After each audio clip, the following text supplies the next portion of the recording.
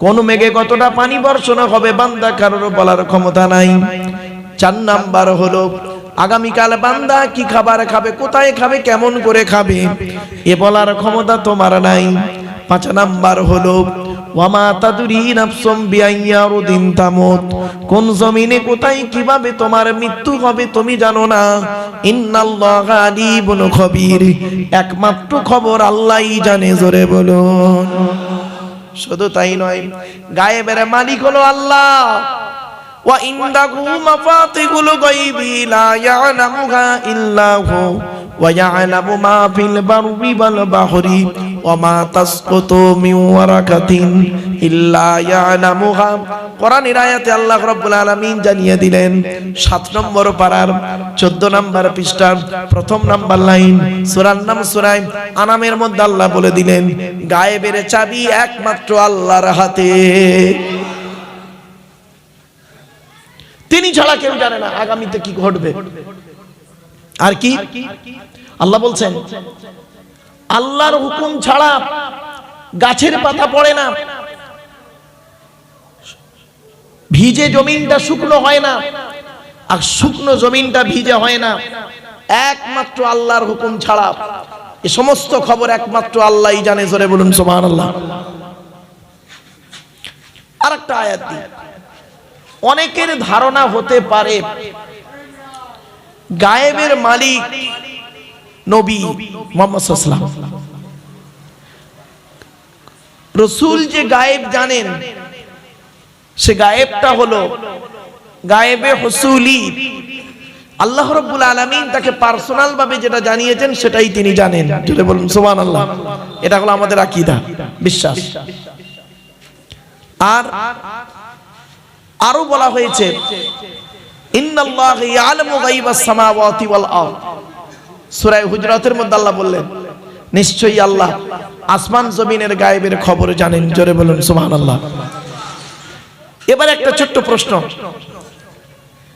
যারা ব্যাপকভাবে বলেন, আমরা যারা ব্যাপকভাবে অনেকে বলে ফেলি যে গায়েবের সব গায়েবের খবর রাসূল জানেন, মুহাম্মদ সাল্লাল্লাহু আলাইহি ওয়াসাল্লাম জানেন, তাদের উত্তর হলো কি জানেন? আল্লাহ রাব্বুল আলামিন বলছেন কুল্লা আমলিকু লিনাফসি নাফআন ওয়ালা দাররা ওয়ালাউ কুনতু আলামুল গায়বা লাস্তাগসারতু মিনাল খায়রি ওয়া মা মাসসানিয়াস সু। আল্লাহ পাক বলছেন 9 নম্বর পারা 14 নম্বর পৃষ্ঠা 1 নম্বর লাইন, সূরার নাম সূরা আরাফ।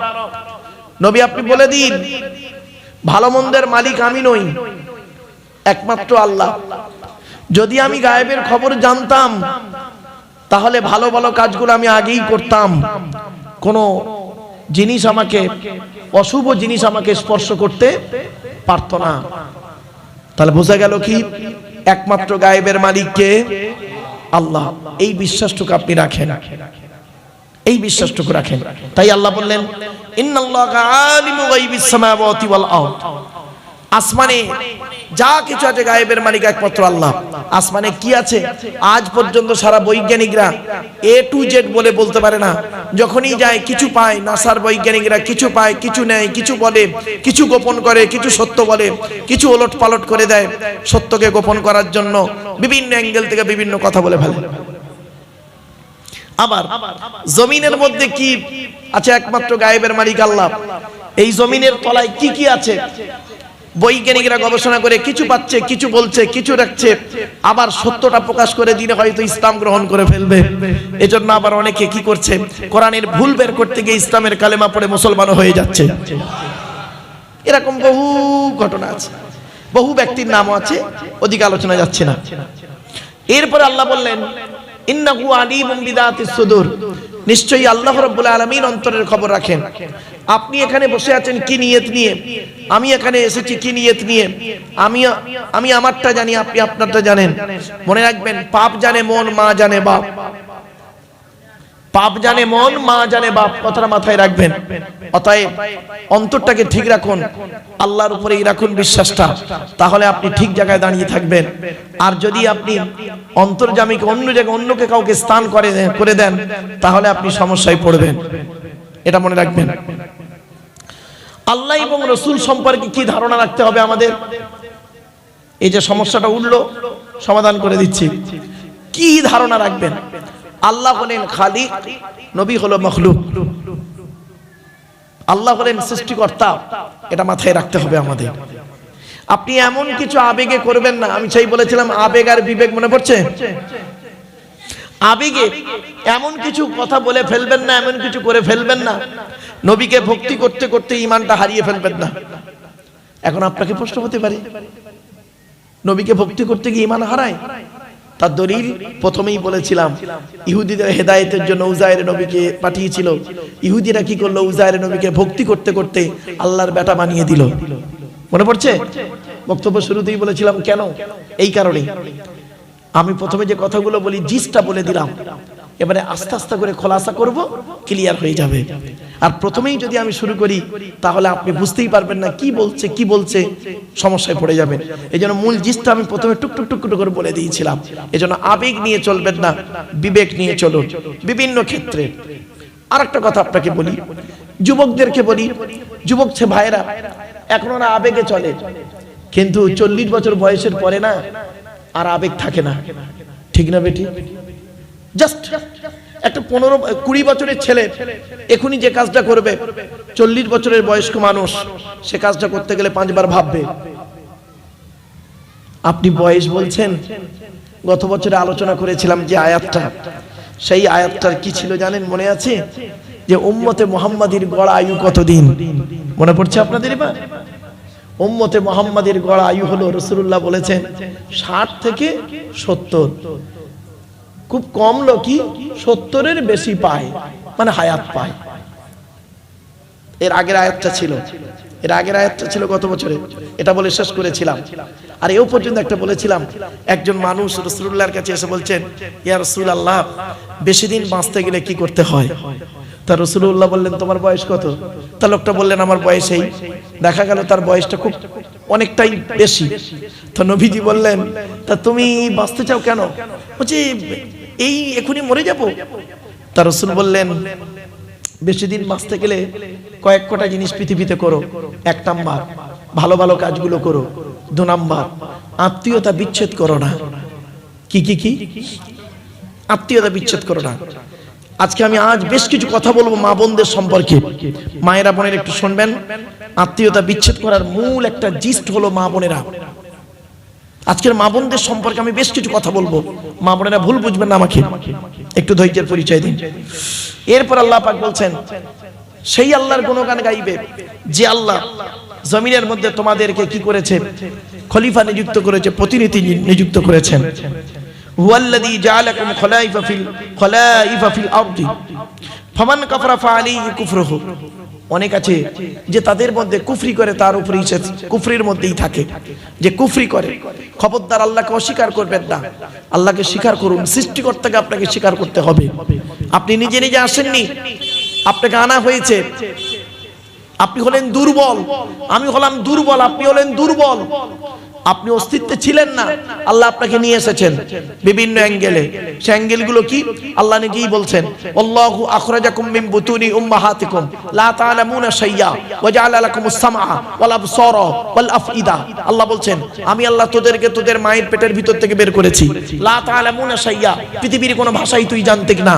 ওয়া জাআলা লাকুমুস সামআ, শোনার জন্য কান দান করেছি। ওয়াল আবসারা, দেখার জন্য চোখ দান করেছি। ওয়াল আফইদা, বোঝার জন্য হৃদয় দান করেছি। জোরে বলুন সুবহানাল্লাহ। রব্বুল আলামিন বলছেন, এগুলো তোর দান করেছি, তোর অস্তিত্ব, তার তুই কেমন করে আমাকে অস্বীকার করিস? কাইফা তাকফুরুনা বিল্লাহি ওয়া কুনতুম আমওয়াতান ফাআহইয়াকুম সুম্মা ইউমীতুকুম সুম্মা ইউহয়িকুম সুম্মা ইলাইহি তুরজাউন। কেমন করে তোর আল্লাহকে অস্বীকার করিস? তোর ছেলে নিষ্প্রাণ, কোনো অস্তিত্ব ছিল না পৃথিবীতে। আপনি ভাবছেন কি? দাঁড়ান। এরপর আল্লাহ পাক বললেন, তারা কাফেরদের, অস্বীকারীদের কুফরিটা, অস্বীকারটা কি হয় জানেন? তাদের রবের প্রতি এমন ভাবে অস্বীকার করে তারা, সেটাই তাদেরকে খুব বেরিয়ে দেয়। তারা মনে করে আমরা এতেই খুব ভালো আছি। আল্লাহ পাক বলছেন, তাদের একমাত্র কি হয়, মানে পাপ ছাড়া তাদের কোনো কাজ নেই। এরপর আল্লাহ পাক বলছেন, তারা হলো জাহান্নামী। যারা আল্লাহকে অস্বীকার করে তারা হলো জাহান্নামী। এক কথায় সহজ সরল ভাষায় বলছে, যেন সৃষ্টিকর্তাকে আপনি অস্বীকার করতে পারবেন না। আপনি আপনার পিতামাতাকে যেমন অস্বীকার করতে পারবেন না, তদ্রূপ সৃষ্টিকর্তাকে আপনি অস্বীকার করতে পারবেন না। সৃষ্টিকর্তা আপনাকে সৃষ্টি করেছেন বাপের পৃষ্ঠ হতে, মায়ের পেটে থেকে, এটাকে আপনাকে মানতেই হবে। আল্লাহ পাক বললেন, ফামান কাফারা ফাআলাইহি কুফরুহু ওয়ালা ইয়াজিদুল কাফিরিনা কুফরুহুম ইনদা রাব্বিহিম ইল্লা মাক্তা ওয়ালা ইয়াজিদুল কাফিরিনা কুফরুহুম ইল্লা খাসারা। ক্ষতি ছাড়া কোনো ব্যাপার থাকে না তাদের। এই জন্য অস্বীকারীদের অবস্থা হলো আল্লাহকে স্বীকার করে নেওয়া, আর স্বীকার যদি না করেছে তাহলে হবে সে শয়তানের দল, আর শয়তানের দল কোনোদিন জয়লাভ করতে পারে না। কোরআনে বলা হয়েছে, যারা আল্লাহকে অস্বীকার করে, নবীদেরকে অস্বীকার করে, নিজের জন্মকে অস্তিত্বকে অস্বীকার করে, হায়াত মউতকে অস্বীকার করে, তারা কি হলো? কাফির, কুফর করে, অস্বীকার করলো। কুফর শব্দের অর্থ কি? সত্যকে গোপন করা। আপনি সত্যকে গোপন করেছেন, অতএব আপনার ঠিকানা হবে জাহান্নাম। কোরআন জানিয়ে দিয়েছে। এরপর আল্লাহ পাক বললেন, নবী আপনি বলে দিন, তোমরা আল্লাহকে ছাড়া অন্য কাউকে যাদেরকে ডাকছো, তারা কি পৃথিবীতে কোনো কিছু তৈরি করতে পেরেছেন? আল্লাহ বলছেন, তুমি আল্লাহকে ছাড়া অন্য কাউকে ডাকছো, তারা কি পৃথিবীতে কিছু তৈরি করেছে? কিছুই করতে পারেনি। কুল আরাআইতুম শুরাকাকুমুল্লাযীনা তাদউনা মিন দুনিল্লাহ আরুনি মাযা খালাকু মিনাল আরদি আম লাহুম শিরকুন ফিস সামাওয়াত। তারা কি পৃথিবীতে কিছু তৈরি করেছে? কিছু অংশ করেছে? দেখাও আমাকে। জীবনে পারবে না। এই পৃথিবীর সব কিছু তৈরি করেছেন সৃষ্টিকর্তা আল্লাহ। কোরআনের প্রথমেই বলে দিয়েছে, আমি বক্তব্যের শুরুতেই বলেছিলাম, আল্লাহ পাক বলছেন এই পৃথিবীর সমস্ত জিনিস সৃষ্টি করেছি সুন্দর করে মানুষের জন্য বলে দিয়েছি। গাছপালা, তরুলতা, পশু পাখি, পাহাড় পর্বত, নদ নদী। আল্লাহ পাক বলছেন, ওয়াতিলকাল আমসালু নাদরিবুহা লিন্নাস ওমা ইয়াকিলুহা ইল্লাল আলিমুন। কোরআনে আল্লাহ পাক বললেন, এই আসমান পৃথিবী জমিন সৃষ্টি করেছি কাদের জন্য? মানুষের জন্য। মানুষের জন্য। ওয়াতিলকাল আমসালু নাদরিবুহা লিন্নাস ওমা ইয়াকিলুহা ইল্লাল আলিমুন। এগুলো বুঝবে কারা? আলেম লোকেরা বুঝবে, জ্ঞানী লোকেরা বুঝবে, জ্ঞানীরা এগুলো অনুভব করতে পারবে। সেজন্য আল্লাহ পাক কোরআনে দুই জায়গায় বলেছেন, কি জানেন? আফালা ইয়াতাদাব্বারুনাল কুরআন। তারা কি কোরআনকে একটু চিন্তা ভাবনা করে না? আপনি কোরআনকে একটু ভাবুন না, কোরআনকে একটু চিন্তা ভাবনা করুন, কোরআন পড়ুন। এই কোরআনকে নিয়ে সারা বিশ্ব গবেষণা করছে। আপনি কি জানেন? ছোট্ট একটা উদাহরণ দিচ্ছি, রেগে যাবেন না কেউ। বর্তমানে ইহুদিদের সংখ্যা বেশি না মুসলমানদের সংখ্যা বেশি?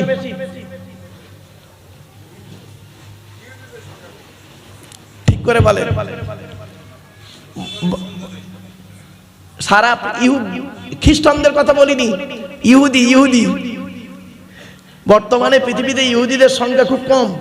ওই ইসরায়েলে আছে 99%, আর বাকি সারা পৃথিবীতে অল্প অল্প ছড়িয়ে ছিটিয়ে আছে। ইহুদিদের সংখ্যা খুব কম, মুসলমানদের সংখ্যা প্রায় 200 কোটি। তাহলে বর্তমানে মার খাচ্ছে কারা বেশি? কেন? যুক্তি কি বলে? যারা সংখ্যায় বেশি হয় তারা মার খায় না, মারে। তাহলে মার খাচ্ছেন কেন? কারণ হলো টেকনোলজিতে পিছিয়ে, শিক্ষা দীক্ষা, চিন্তা ভাবনা, গবেষণায় পিছিয়ে। কতদিন মার খাবেন? কতদিন মার খাবেন? শুনে নিন, ইহুদিদের একটা কিতাব আছে, কিতাবটার নাম তালমুদ। কি বললাম? তালমুদ। ওই কিতাবে লেখা আছে, হে ইহুদিরা, তোমরা সেই দিন থেকে মুসলমানদের সঙ্গে পারবে না, সেই দিন থেকে মুসলমানদের সঙ্গে পারবে না যেদিন তোমরা দেখবে মুসলমানদের, যেদিন লক্ষ্য করে দেখবে জুম্মার নামাজের জামাত ফজরের নামাজের জামাতের সমান হবে। তার মানে জুমায় যতগুলো লোক নামাজে জামাতে নামাজ পড়বে, ফজরের নামাজে তত লোক নামাজ পড়বে যেদিন, সেদিন তোমরা বুঝে নেবে আজ থেকে আমরা আর মুসলমানদের সঙ্গে পারবো না।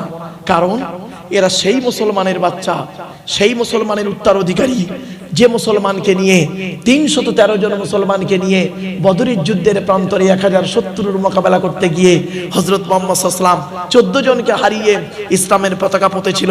এরা তাদেরই উত্তরাধিকারী। অতএব এদের সঙ্গে আর পারা যাবে না। এরা চিন্তা ভাবনা, গবেষণায়, বিবেক বুদ্ধিতে অনেক উন্নত জায়গায় পৌঁছে গেছে। আর ইহুদিরা এখন খুব ভালো খবর রাখে।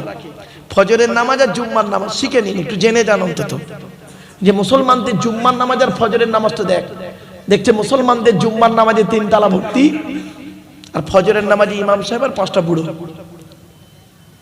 বুঝেই দিয়েছে এদের যত মারবি কোনো ক্ষতি হবে না। কথাটা শুনতে হয়তো খারাপ লাগলো না, আল্লাহ নবীর জীবনের শেষ কথা ছিল আসসালাত, নামাজ, নামাজ, নামাজ। আমার বাপেরা, এজন্য আমি বলি জলসা কমিটি হতে গেলে 3টে গুণ থাকা দরকার। শুধু জলসা কমিটির নয়, বক্তা শ্রোতা কমিটি 3টে। কি কি? 1 নাম্বার সৎ হতে হবে, 2 নাম্বার হালাল খাবার খেতে হবে, 3 নাম্বার খুব ইম্পর্টেন্ট 5 ওয়াক্ত নামাজি হতে হবে। এত সহজ ভাবলেন? একজন কাফির আর মোমেনের পার্থক্য কি জানেন? রাসূল বলেছেন নামাজ হলো তার পার্থক্য।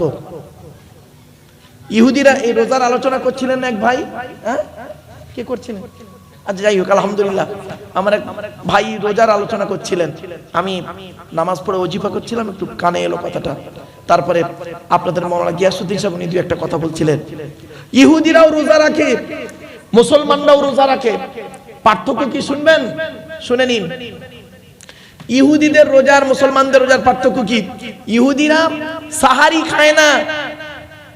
কি বললাম? সেহরি নয় বাপ, সাহারি। সেহরুন মানে জাদু করা, আর সাহারি মানে হচ্ছে রাতের শেষ অংশের খাবার। ইহুদিরা সাহারি খায় না, মুসলমানরা সাহারি খায়। এজন্য মুহাম্মদ সাল্লাল্লাহু আলাইহি ওয়াসাল্লাম বলেছেন ভোরের বেলা সাহারির সময় যদি খিদে নাও পায় অন্তত 1 ঢোক পানিও পান করিও। ঠিক না বেটি? কারণটা কি? বাড়ি থেকে ভাববেন। ইহুদিরাও ওযু করে, মুসলমানরাও ওযু করে। ইহুদিরা নামাজ পড়ে, মুসলমানরা নামাজ পড়ে। ইহুদিরা 3 ওয়াক্ত নামাজ পড়ে, মুসলমানরা 5 ওয়াক্ত নামাজ পড়ে। চলুন ওদিকে আর গেলাম না, জাস্ট এদিকে আসছে। তাই আল্লাহ পাক বললেন আম আতাইনাহুম কিতাবান ফাহুম আলা বাইয়িনাতিন মির রাব্বিহিম, আমি তাদের কাছে কি কোনো প্রমাণ সহ কিতাব দিইনি? এসেছে তাওরাত, ইনজিল, জবুর, কোরআন, সবাইকে তারা কি করেছে? ওলট পালট করে দিয়েছে, অস্বীকার করেছে। একমাত্র কোরআনকে অস্বীকার করতে, ওলট পালট করতে পারেনি। কোরআনকে ওলট পালট করতে পারেনি। এমনকি তাওরাত এদিক ওদিক হয়ে গেছে, ইনজিল এদিক ওদিক হয়ে গেছে, জবুর এদিক ওদিক হয়ে গেছে। একমাত্র কোরআনই এমন একটা কিতাব যে কিতাবের একটা অক্ষর পর্যন্ত পরিবর্তন করতে পারেনি। জোরে বলুন সুবহানাল্লাহ। আল্লাহ পাক কোরআনে নিজেই বলেছেন ইন্না নাহনু নাযালনা যিকরা ওয়া ইন্না লাহু লাহাফিজুন। আল্লাহ বললেন আমি কোরআন নাযিল করেছি, এই কোরআনকে হেফাজত করার মালিক হলাম আমি আল্লাহ। আল্লাহ পাক অন্য জায়গায় বলেছেন ইউরিদুনা লিইতফিউ নূরাল্লাহি বিআফওয়াহিহিম ওয়াল্লাহু মুতিম্মু নূরিহি ওয়ালাউ কারিহাল কাফিরুন। কাফের বেঈমান মুশরিকরা উঠে পড়ে লাগবে যে কোরআনকে কি করবে? নিভিয়ে দেওয়ার পরিকল্পনা করবে, মুখের দ্বারায়, কথার দ্বারায়, হাতের দ্বারায়, বিভিন্ন অ্যাঙ্গেলে। আমি আল্লাহ আমার জাতের কসম করে বলছি ওয়াল্লাহু মুতিম্মু নূরিহি, আমি আল্লাহ আমার কোরআনকে কিয়ামত পর্যন্ত জীবিত জিন্দা রেখে দেব। জোরে বলুন সুবহানাল্লাহ। আপনি কি ভাবছেন? সমস্ত কোরআনগুলো পুড়িয়ে দেন, সমস্ত কোরআনগুলো ফেলে দেন, বেশি নয়, একটা কোরআনের মোকাম্মাল হাফেজকে আল্লাহ জিন্দা রেখে দেবেন। একটা কোরআনের মোকাম্মাল হাফেজ, তার মাধ্যমে কোটি কোটি কোরআন আবার তৈরি হয়ে যাবে। এজন্য হাফেজের মূল্য অনেক বেশি আছে। চলো এরপর আল্লাহ পাক বলছেন তারা কি করে? জালিমদের একে অপরের কি হচ্ছে? ধোঁকা ছাড়া কিছু দেয় না। বাল ইয়াঈদু যালিমুনা বা'দুহুম বা'দান ইল্লা গুরুরা। ধোঁকা। কাফের বেঈমান মুশরিকরা, মুমিন মুনাফিকরা কি করে? ধোঁকা দেয়। এই ধোঁকা থেকে দূরে সরে থাকুন। মুমিন হবে কে? সাদামাটা ব্যক্তি। মুমিনের মধ্যে কোনো প্যাঁচ থাকবে না। ঠিক না বেটি? আর প্যাঁচ যাদের মধ্যে থাকবে মুনাফিক। মুনাফিকের নিদর্শন কি কি তার একটু খুলে বলে দিই। মুনাফিককে চিনবেন কি দেখে? মুনাফিকের নিদর্শন হলো, একটা হাদিসে এসেছে 3টে, একটা হাদিসে এসেছে 5টা। কি করে চিনবেন মুনাফিক? শুনে নিন। 1 নাম্বার বলা হয়েছে কথায় কথায় মিথ্যা কথা বলবে, ওই লোকটা মুনাফিক। 2 নম্বরে বলা হয়েছে ওই লোকটা মুনাফিক, ওয়াদা করলে খেলাপ করবে। 3 নম্বরে বলা হয়েছে আমানতের খেয়ানত করবে, ও হলো মুনাফিক। আর আমানত মানে আপনারা কি বোঝেন? আমানত মানে শুধু ভাববেন না টাকা, টাকাটা শুধু আমানত নয়, আমানত অনেক দিকের হয়। 2-1টা বলি। এই ভাই আমার কাছে এই বস্তুটা দিয়েছে, আমানত। আমি যদি এই বস্তুটাকে খারাপ করে দিই, আমানতের খেয়ানত করলাম। তাহলে আমানত ব্যক্তি, বস্তু, জায়গা, অর্থ, কথা, 5 রকম হয় আমানত। তাহলে 1 নম্বর এই বস্তুটা আমাকে দিলেন, আমি নষ্ট করে দিলাম, বস্তু খেয়ানত করলাম। উনি ওনার বাচ্চাটাকে আমার কাছে রেখেছেন যে হুজুর আপনার কাছে আমি বাচ্চাটাকে দিলাম, আপনি একটু আলেম হাফেজ করাবেন। আমি বাচ্চাটাকে জীবনটা নষ্ট করে দিলাম, আমানতের খেয়ানত করলাম। ব্যক্তি আমানত। প্রত্যেক স্বামীর কাছে তার স্ত্রী হলো আমানত। প্রত্যেক স্বামীর কাছে স্ত্রী হলো আমানত। এটা মনে রাখবেন, কিয়ামতের মাঠে আপনাকে জবাব দিতে হবে। ধৈর্যের পরিচয় দিন। একটা একটা করে বলবো আজকে। এরপরে আসছি জায়গা আমানত। আমি আমার কিছু জায়গায় ভাইয়ের কাছে রাখলাম, উনি করলেন কি সুযোগ বুঝে বিভিন্ন অ্যাঙ্গেলে উনি নিজের নামে রেকর্ড করে নিলেন। আমি বুড়ো মানুষ, কিছু বলতে পারলাম না। জায়গা আমানত, মনে রাখবেন। এবার আসছি টাকা, কিছু টাকা রাখলাম, বুঝতে পেরেছেন। আরেকটা আমানত বলছি, কথা আমানত। কি বললাম? কথা আমানত। আমি একটা কথা ভাইকে বললাম, ভাই আপনি কথাটা গোপন রাখবেন, কাউকে বলবেন না, আলেম মানুষ। উনি করলেন কি সুযোগ বুঝে সেইটাকে লোককে প্রচার করে দিলেন। কথা আমানত। আমানতের খেয়ানতকারী হলো মুনাফিক। 4 নাম্বার হলো কি, যে ব্যক্তি ঝগড়ার সময় গালিগালাজ করে সে হলো মুনাফিক। অনেক ব্যক্তি আছে তর্ক করতে করতে মা মাসি তুলে তাকে খুব গালিগালাজ করে, জানবেন ওটা মুনাফিকের নিদর্শন। সে কোনো পীর সাহেব, মৌলভী সাহেব, মুফতি সাহেব, বক্তা সাহেব, যে সাহেব হতে পারে। ইসলাম কোনো সাহেবকে দেখে না, ইসলাম তার আইনেই চলে, ঠিক না বেটি? এটা মাথায় রাখুন। 5 নাম্বার হলো শাহাদাতু কওলি জুর।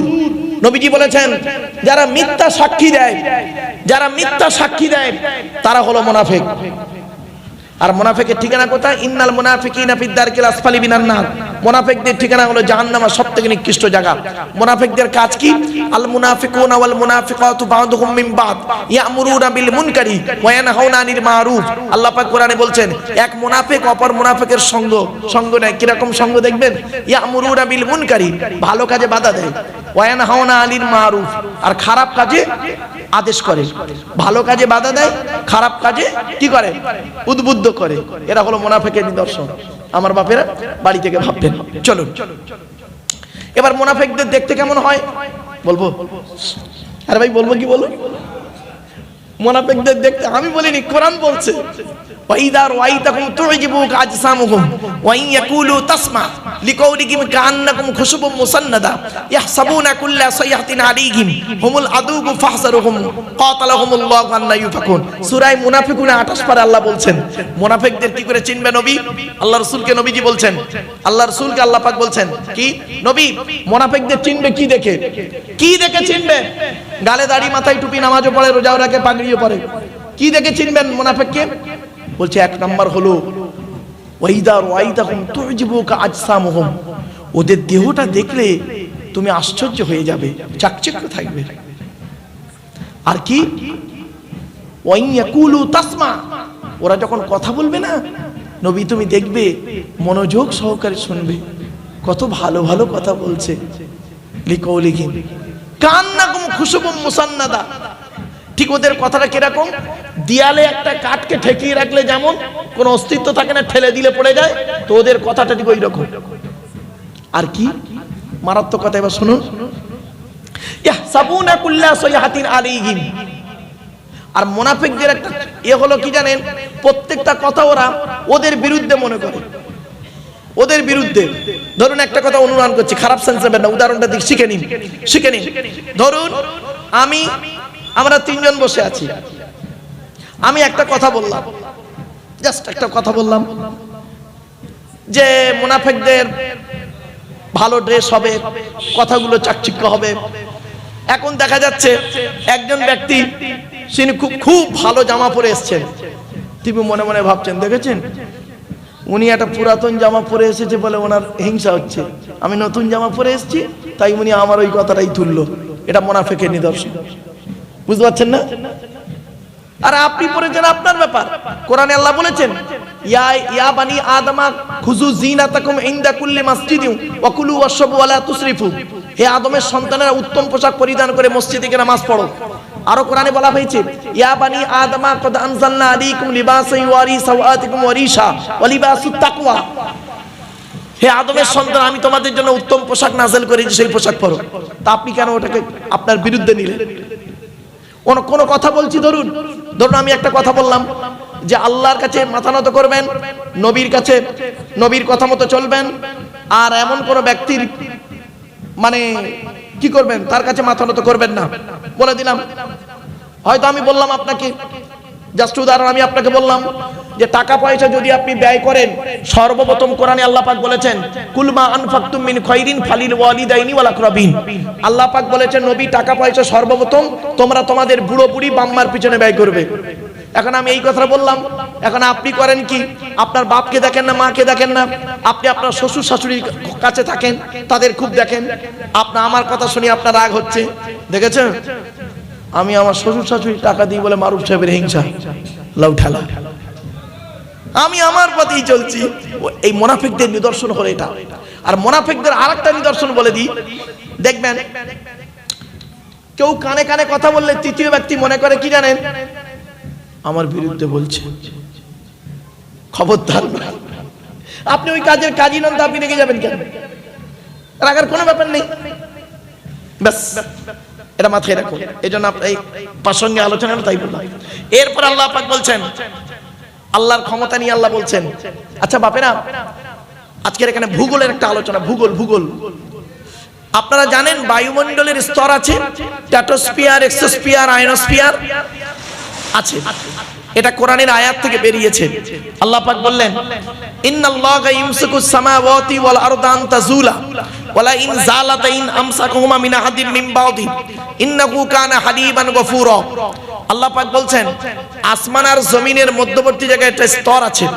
ওই স্তরের উপরে যারা থাকবে মহাশূন্যে ভেসে বেড়াবে, স্তরের নিচে যারা থাকবে মাটি তাদের আকর্ষণ করে রাখবে। কোরআনের এই আয়াতকে নিয়ে কে গবেষণা করলো? 1665 খ্রিস্টাব্দে আপেল গাছের তলায় গালে হাত দিয়ে বসে বসে ভাবতে ভাবতে বের করলেন, মধ্যাকর্ষণ শক্তি আবিষ্কার করে ফেললেন।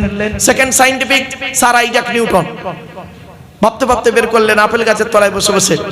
আল্লাহ পাক কি বলছেন দেখি, ইন্নাল্লাহা ইউমসিকুস সামাওয়াতি ওয়াল আরদা আন তাযুলা, নিশ্চয়ই আল্লাহ আসমান জমিনকে ধরে রেখেছে যাতে করে সেটা টলে যায়।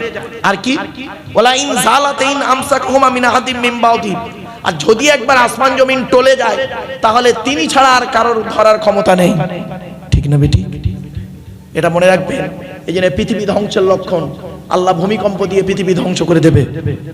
পৃথিবী ধ্বংসের কয়েকটা লক্ষণ আছে, তার মধ্যে 1 নাম্বার হলো বিদ্যা উঠে চলে যাবে, 2 নাম্বার ব্যভিচার বেড়ে যাবে, 3 নাম্বার মদ খাওয়া বেড়ে যাবে, 4 নাম্বার সুদ খাওয়া বেড়ে যাবে, 5 নাম্বার ঘুষ খাওয়া বেড়ে যাবে, আরো অনেকগুলো আছে, একটা একটা করে আসছে পরে। ইন্নাহু কানা হালিমান গফুরা, নিশ্চয়ই সে আল্লাহ হলেন কি দয়ালু এবং ক্ষমাকারী। এরপর আল্লাহ পাক বলছেন, কুফরি যারা করে, অস্বীকারীরা তারা কি করে জানেন? ওয়া আকসামু বিল্লাহি জাহাদা ঈমানিহিম লা ইন জাআ নাযীরুম লা ইয়াকুনুন্না আহদা মিন ইহদাল উমাম ফালাম্মা জাআহুম নাযীরুম মা যাদাহুম ইল্লা নুফুরা। তারা কি করে জানেন? কসম আল্লাহর উপরে কসম খেয়ে তারা তাদের ঈমানটাকে মজবুত করার চেষ্টা করে। কেন? তাদের কাছে এসেছে একজন নাযীর, ভয় দেখানেওয়ালা। আর কে? যত তাদেরকে বলে নবী রাসূলুল্লাহ তাদেরকে যতই বলে তোমরা আল্লাহর পথে ফিরে আসো, মা যাদাহুম ইল্লা নুফুরা, তাদের বক্রতা, হিংসা, নোংরাটাই তাদের মধ্যে বেশি বেড়ে যায়। এজন্য বাপেরা আল্লাহর কোরআন নবীর হাদিস মোতাবেক জীবন যাপন করুন। এরপর আল্লাহ পাক বলছেন, তারা অহংকার করে ইস্তিকবারান ফিল আরদ, জমিনের মধ্যে অহংকার, মাকরা সাইয়্যি, আর খারাপ ষড়যন্ত্র করে। আর কি করে? আর তাদের ষড়যন্ত্র তাদেরকেই ঘিরে ফেলে। ওয়ালা ইয়াহিকুল মাকরু সাইয়্যু ইল্লা বিআহলি, দেখবেন যারা ষড়যন্ত্র করে মানুষকে ক্ষতি করার জন্য আল্লাহ পাক তাদেরকে সেই ষড়যন্ত্রে ফেলে দেয়। এখান থেকে একটা বাক্য শুনে নিন, আল্লাহ ছাড় দেয়, ছেড়ে দেয় না। আপনি কি ভাবছেন আপনি একজনকে ঠকাবেন আজকে? আপনাকে একদিন ঠকতেই হবে, একদম 100%। আল্লাহর বিচার হলো সূক্ষ্ম বিচার। তাই আল্লাহ পাক বলছেন, ওয়ালা ইয়াহিকুল মাকরু সাইয়্যু ইল্লা বিআহলি, যারা করে ষড়যন্ত্র, শত্রুতা করে ষড়যন্ত্র করে, আল্লাহ পাক তাদেরকে তাদের ষড়যন্ত্রে ফেলে দেয়। এরপর আল্লাহ পাক বলছেন, ফাহাল ইয়ানজুরুনা ইল্লা সুন্নাতাল আউয়ালিন, তারা কি দেখে না? তারা কি দেখে? সুন্নাতাল আউয়ালিন, প্রথম তরিকা। আর আল্লাহ পাক বলছেন, ফালান তাজিদা লিসুন্নাতিল্লাহি তাবদীলা, আল্লাহর সুন্নাত অর্থাৎ আল্লাহর তরিকা, আল্লাহর যে নিয়মাবলী কোনো পরিবর্তন পাবে না, আর কোনো উল্টো পাল্টা হবে না। জোরে বলুন সুবহানাল্লাহ। যারা ওলি হবে, শুনে নিন, যারা ওলি হবে, হাক্কানি পীর হবে, তারা জীবনে কোনোদিন আল্লাহর কথা, নবীর কথাকে পরিবর্তন করবে না।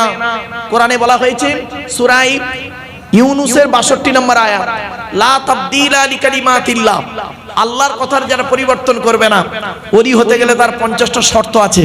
তার মধ্যে এই 50টা শর্তের ভিতরে একটা হলো কি, লা তাবদীলা লিকালিমাতিল্লাহ, আল্লাহর কথার কোনো পরিবর্তন করবে না। এজন্য খাঁটি মুমিন কি হবে, আল্লাহর কথার পরিবর্তন করতে যাবে না।